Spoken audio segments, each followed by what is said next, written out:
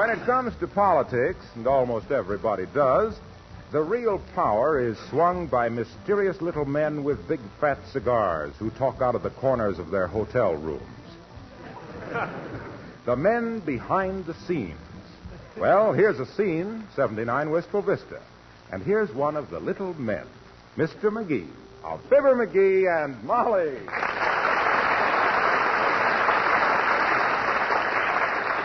Yes, sir, it's just like I says, Molly. When I throw my political savvy behind a candidate, he's as good as elected. Now, you take the last election they had here in the state. The gubernatorial election? No, the one for governor. Oh, that's it. Yeah, they consulted me on tactics all through the campaign. How to get the veterans' vote, up to what age can a candidate kiss a baby without getting his puss slapped. And what happened? He was elected. Who was? The governor. Well, naturally, but which candidate? Well, mine, of course. Which one was that? Why, the one that won. You don't think I'd go to work and throw my weight behind a loser, do you? Well, what was his name? I should know it, I suppose, but now, wait a minute. Isn't it Jones, Governor Jones? Oh, yeah, Jones, that's it. Governor Jones. I knew it was a foreign-sounding name. I'll never forget when I first... Come in. Oh, hello, Dr. Gamble. Nice to see you. Hello, Molly. You're looking well. That's more than we can say for you, Aerosmith. You got a longer face than John Carradine from a side seat at the Bijou.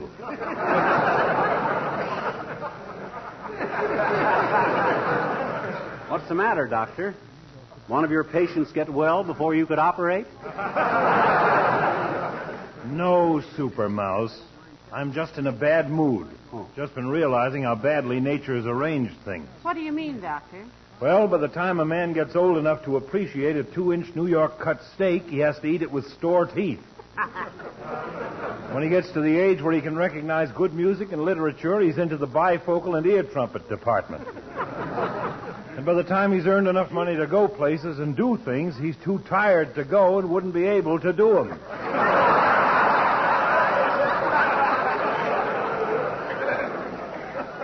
I think people ought to be born at the age of 75 and live backwards. Wouldn't work, Doc. Wouldn't work. When you got down to be a child of 7, it'd be too dangerous to have all them old razor blades laying around. Is that what's depressing you, Doctor? No, it's about the proposed new wing on the hospital we need so badly. Looks like those tightwads in the legislature are going to fold up without making an appropriation. Well, why don't you go see the governor about it, or ask McGee to? Oh, why, sure, Doc. Anything I can do, be glad to. Just write me a letter stating briefly what you have in mind, if anything, which I doubt, and I'll railroad it through for you. You mean to stand there, beaver tooth? Mean to stand there and tell me you're personally known to the governor of this state? Am I known to him? It is to laugh. My gosh, I practically put him in office, single-handed. You see these 2 fingers, Doc? Well, me and the governor are just like that. This one's me and that one's the governor. Grimy little chap, isn't he? My boy, you and I are going to pay a visit to the governor. You'll introduce me and I'll do the rest. Be mighty happy to, Doc, but I haven't got time to go to the state capitol now. I'm too busy. I'll give you a note to him, telling him I think you're a ham-handed old iodine artist and the mortician's best friend, but a nice guy for all of that. I haven't got time to go to the state capitol either, McGee, but we don't have to. The governor will be here in town this afternoon at the Wistful Vista Biltmore. Isn't that wonderful, McGee? Your old buddy, the governor. Imagine that. He's going to be right here in town. And... What? Oh, my gosh. What a break this is. Running into a friend of the governor's. Why, this is destiny. I'll pick you and Molly up at 4 o'clock. Now, be ready. No. Oh, my gosh. Me and my big, fat, loud voice. Now I am in a spot. What am I going to do now?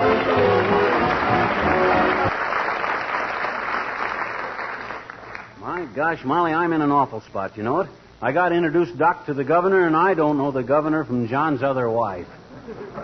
Well, dearie, when you claim to be the governor's right hand, you mustn't be surprised if everybody wants to shake you. Yeah, but what'll I do? My gosh, I can't... Mrs. McGee. Mr. McGee, creepers, are you ever the talk of the town? Yeah? I am? Everybody's talking about how you and the governor are going to have a private consultation about appropriating enough money to build a wing on the hospital this afternoon in his hotel room.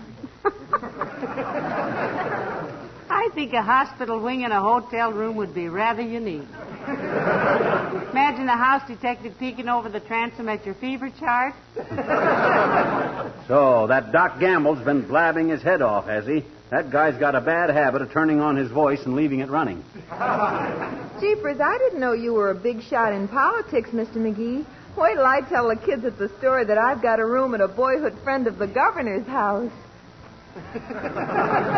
Yeah, well... As long as you are such a big politician, Mr. McGee, I wish you'd do something about that stoplight at 14th and Oak Streets. It turned red again this morning just as I drove through it. And I almost hit a policeman. Again? That's the third time that's done that to you, isn't it, Alice? Fourth, Mr. McGee. Oh. Well, I always say you can't trust a stoplight or a salad with radishes in it. I'll speak to the governor about that light, Alice. What this town needs is more red lights that stay green. Well, if they'd only fix that one light so it wouldn't turn green when I wasn't looking, I'd be satisfied. Mm-hmm. It isn't that I want to butt into somebody who is more important than I am's business. Hand me the phone, Alice. I'll fix this. Here it is, dearie. Mention my name and get a cell with 2 windows. Hello, operator. Give me the 4th Precinct Police. Stay right where you are, Mert. I know you. How's every little thing, Myrtle? Tis, eh? What's say, Mert? Your grandmother got pinched in the Bonton department store.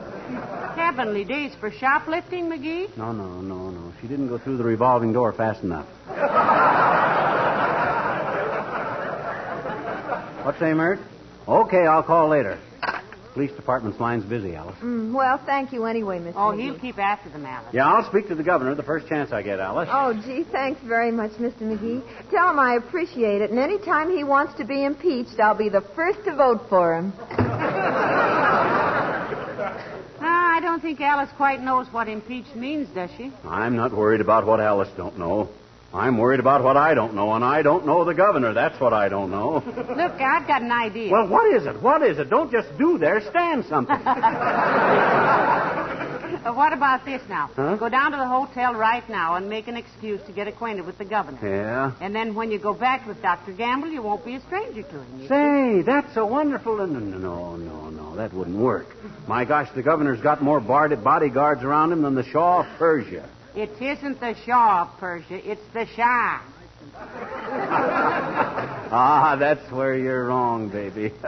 Shah, he's the guy who makes absorbers for automobiles. Absorbers? Yeah. Sure, you've heard of shock absorbers. Hello, folks. Am I intruding? Oh, you're just in time. You were never welcome, kid. How are you, Mr. Wilcox? In the pink, Molly, in the pink. Hey, have you seen the early afternoon paper? Huh? Got a big story about Fibber and the governor. Look, here it is. Someplace here. They spell my name right? Let me see it. For goodness sakes.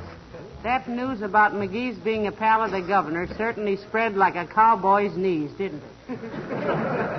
Let's see it, Mr. Wilcox. Yeah, now let me see. What page is that on? Oh, come on. I know it was near our Johnson's Wax advertisement. Incidentally, did you see our new ad? No, I didn't, Junior, and I'm not the slightest bit interested in... Careful, dearie. Little Wisconsins have big racines, you know. Well, what I mean is I'm more interested in seeing that story about me they're running. Hurry up, Junior. Hurry up. Well, it's right here someplace. But hey, don't miss this Johnson Wax ad. Look at the gleam on that furniture. Look at the cleanliness of that living room. And get a load of the happy look on that housewife's face. Isn't she the most delighted-looking woman you ever saw? Please, Mr. Wilcox, get to the story. I see. Well, that beats me, kids. I could have sworn that story was in this edition. Because when I turned the page with the Johnson Wax ad on it, hey, did you notice the headline on this ad? It says, "Is your living room really living? Do your windowsills, lampshades, floors, furniture, and woodwork sparkle with that Johnson Wax beauty treatment?" And then it goes on to say that Johnson's Wax is such a labor-saving product. Look, Waxy. Hey?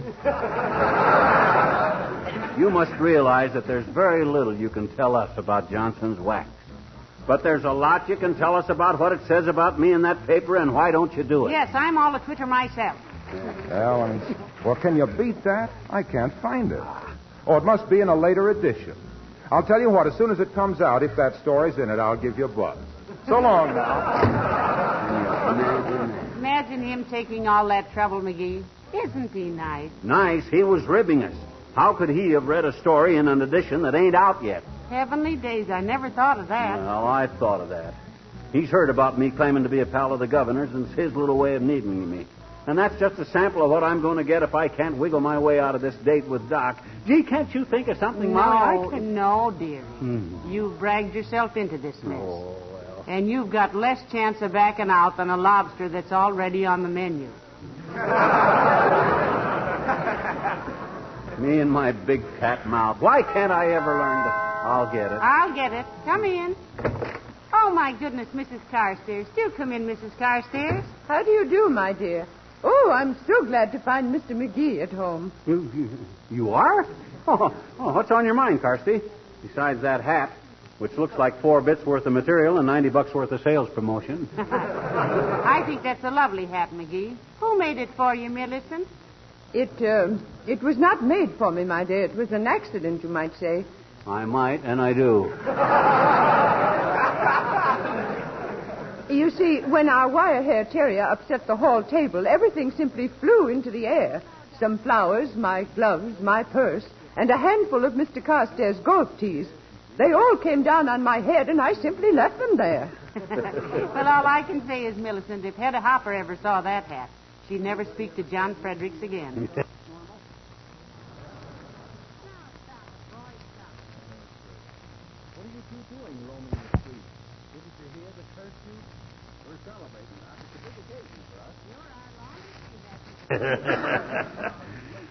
What was it you were so glad to see me about, Carsty?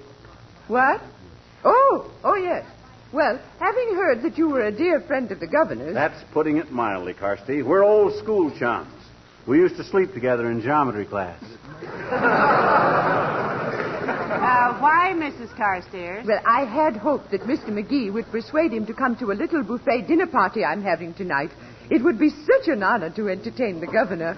See what you can do about it, McGee. Why, certainly. But frankly, Carsty, his nibs ain't much for social gatherings. He'd much rather sit in a game of poker with a bunch of close friends, like me. Well, that can be arranged, Mr. McGee. After the other guests have left, we 5 can settle down to a lovely evening of dealer's choice. Heavenly days, are you a poker player, Millicent? My dear, when I first met Mr. Carstairs, I was dealing blackjack in a gambling joint. Oh, what am I saying? I mean, I was... Oh, well, do what you can about the governor, Mr. McGee. Black tie, you know. 7:30. Hey, don't go out that door, Carsty. That's the hall clock,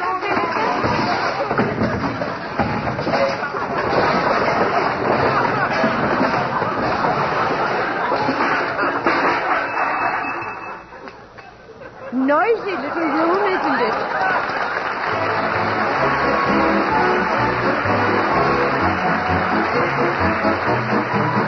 Five can...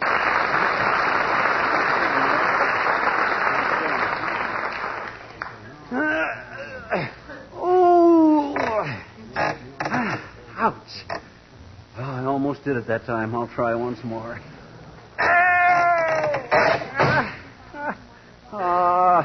McGee, what broke? The arm broke off this chair. How? I was twisting my leg around it. Why? I was trying to bust it. Well, why on earth were you trying to break the arm off the chair? I was trying to break my leg.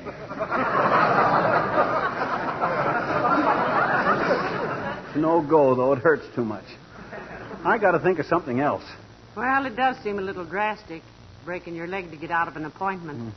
Why don't you just call Dr. Gamble and tell him? I'll get it. I'll get it. Come in. Oh, it's Mayor Latrivia. Good day, Your Honor. Hi, Latrivia. Hello, Molly. McGee, my dear fellow. Glad to see you, old chap. Have a cigar. How are you feeling?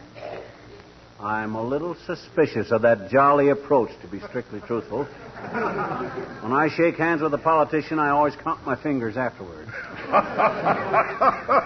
Oh, that's very good, McGee. Very good. Do you mind if I send that to Reader's Digest? It'd be only fair. That's probably where McGee got it. What's on your mind, Latrivia? And don't tell me this is purely a social call. There's a gleam in your eye that I haven't seen since election time. My dear lad, I assure you I have no ulterior motive. That is, unless you consider a request for a small favor ulterior.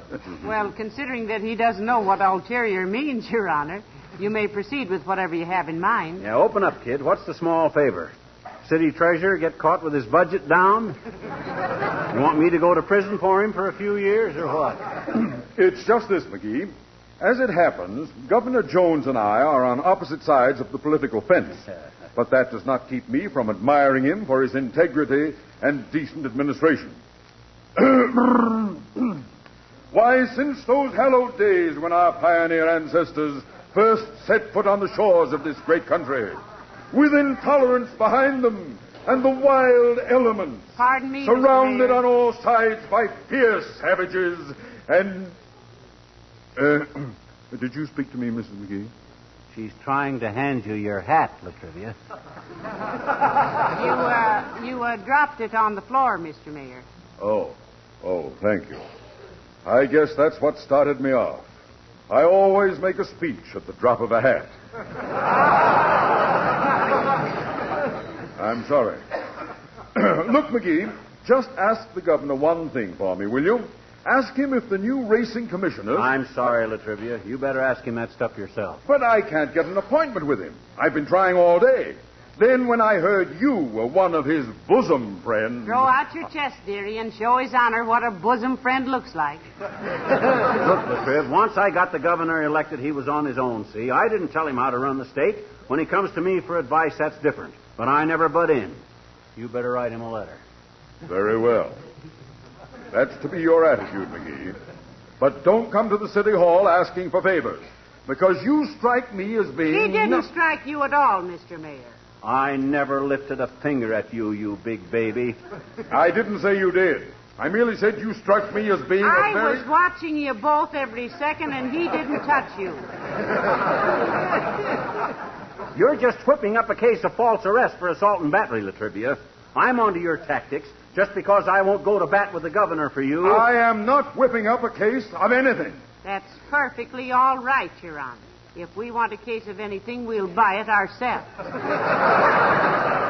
Just because root beer is hard to get. I was not referring to a case of beverages of any kind. I was just saying... Why don't you want to refer to beverages, Latrivia? What are you trying to hush up? You working in with the liquor interest? No, I am not. I am not, and you know it. I'm a teetotaler myself. How much tea do you total in a year?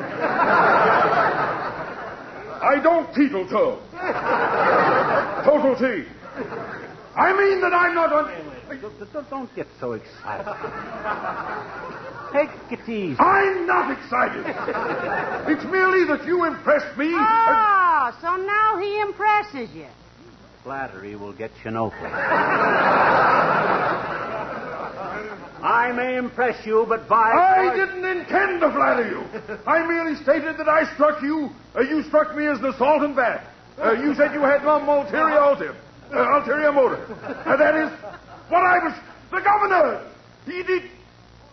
It's not... He...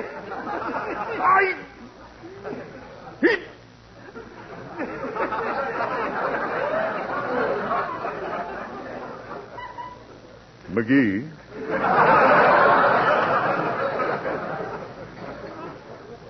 Yes? Come to see me at the City Hall tomorrow.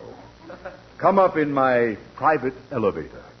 I thought your private elevator was out of order. Safety control busted or something. Oh. I didn't know you knew that.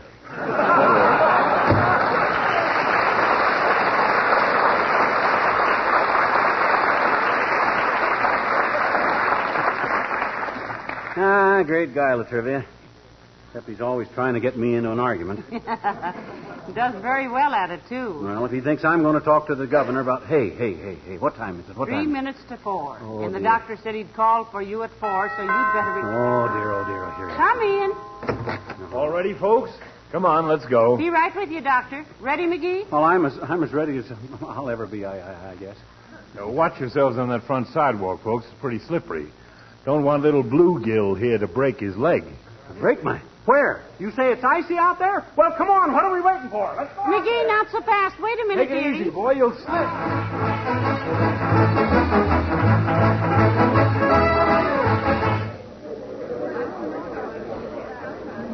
Look, Doctor, hadn't we better call the governor suite and be sure he's much too busy to see anybody? Yeah. We just can't go busting up there without being expected, Doc. I've taken care of that. I just called his room and told him his old pal, Fibber McGee, was coming up to see him. Oh, well, what did he say to that? Well, I didn't actually speak to the governor himself. A state trooper answered the phone. He talked to the governor and said to come right up. Tell me something, Doctor. Yes? If a woman bakes a cake with a steel file in it, what keeps the file from getting rusty? What are you talking about? Good heavens, Will. Look, Doc, you and Molly go on up. I'm going to get a cigar. Don't wait for me. Always takes me a long time to select a cigar. Oh, no, you don't. You stay with us, McGee. Whoever saw a governor's suite without cigars in it? Come on, get in the elevator. 4th floor, son. Yes, sir. This is the slowest elevator I've ever ridden in. Seems like the fastest one I ever rode in. Where is suite 32, son? Standing right beside you, I'd say, mister. You're very nice to say so, young man, but... But he meant Governor Jones' suite. Oh, 4 doors to the left, madam. Oh, thank you. Come on, McGee. McGee, come on, we're here. Huh? Okay. This way, folks. And stop leaning on me, McGee. Can't you walk by yourself? What's the matter with you? Well, it's just that in the prospect of seeing an old friend again, I'm all drippy. Shall I knock, Doctor? Go ahead. Good day, Governor. Here's an old friend of yours. Well, if it isn't old monkey-faced McGee. How are you, boy? Why, Chicken Wire Jones from Peoria. What are you doing here? What do you suppose he's doing here, dearie? He's the governor. And little Molly Driscoll. What a Sure. wonderful surprise. Molly, I thought you'd married Otis Cadwallader and $1 million. No, Chicken Wire. I married McGee and 1,000,000 laughs. By the way, Governor Jones, this is an old friend of ours, Dr. Gamble. He wants to talk to you. Hello, Governor. I'm glad to know you, Doctor. Any friend of Monkey-Faced McGee's is a friend of mine. Have a chair. My goodness. But it's been a long time, McGee, hasn't it? Yes. Remember the time that we played hooky and went to see Uncle Tom's Cabin? Yeah. And remember how you let the cat loose on the stage when the Bloodhounds came on?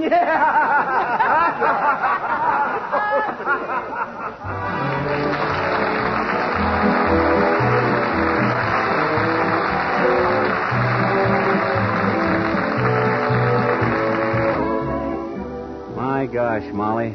Imagine the governor turning out to be old Chicken Wire Jones. It was a better break than you deserved, dearie. And look, Huh?